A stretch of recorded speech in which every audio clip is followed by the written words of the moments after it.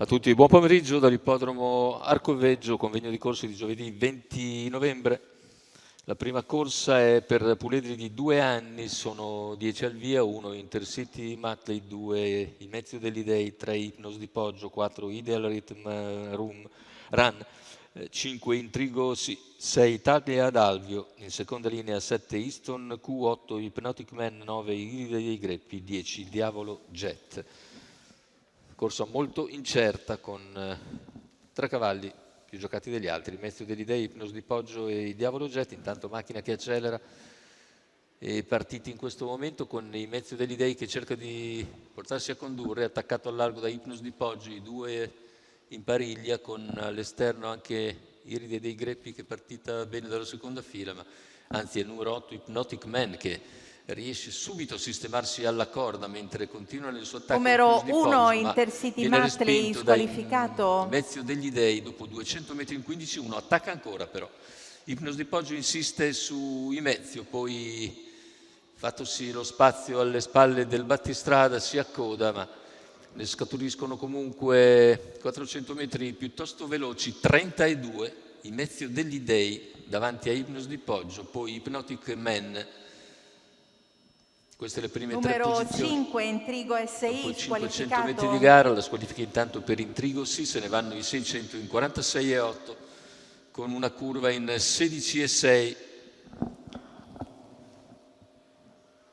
Cavalli davanti alle tribune con la progressione di Italia d'Alvio che avanza seguito da il Diavolo Jet. Italia d'Alvio raggiunge il sediolo del battistrada quando siamo all'altezza degli 800 in 1-3 e 1. In vantaggio è sempre Imezio nei confronti di Ipnos di Poggio, terza posizione per Hypnotic Man, poi Italia d'Alvio sempre per corsie esterne, tallonato dal Diavolo Jet, siamo al chilometro di 1,19,5, retta delle scuderie con Imezio degli Dei che prova ad accelerare nuovamente, Italia d'Alvio che rimane lì a contatto, poi cala leggermente a 400 dalla conclusione, paletto superato con un parziale ora in 15,8, cerca di allungarsi Imezio degli Dei, seguito sempre da Ipnos di Poggio che scatta al suo esterno mentre non riesce a progredire Hypnotic Man.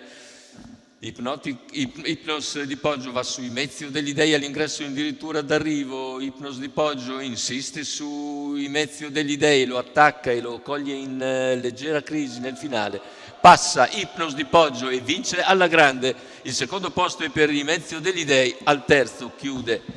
Hypnotic Man, 1,18,2 il ragguaglio conclusivo, 33 a chiudere e conferma della straforma della scuderia di Gennaro Casillo e della guida di Vincenzo Luongo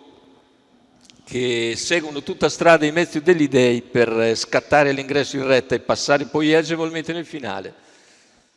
Al primo posto il numero 3 di Ipnos di Poggio, al secondo il numero 2 di Mezio degli Dei, al terzo il numero 8 di Hypnotic Man al debutto. Successo per l'allievo di Gennaro Casillo, Vincenzo Luongo in sediolo per conto della scuderia Regina Orsis.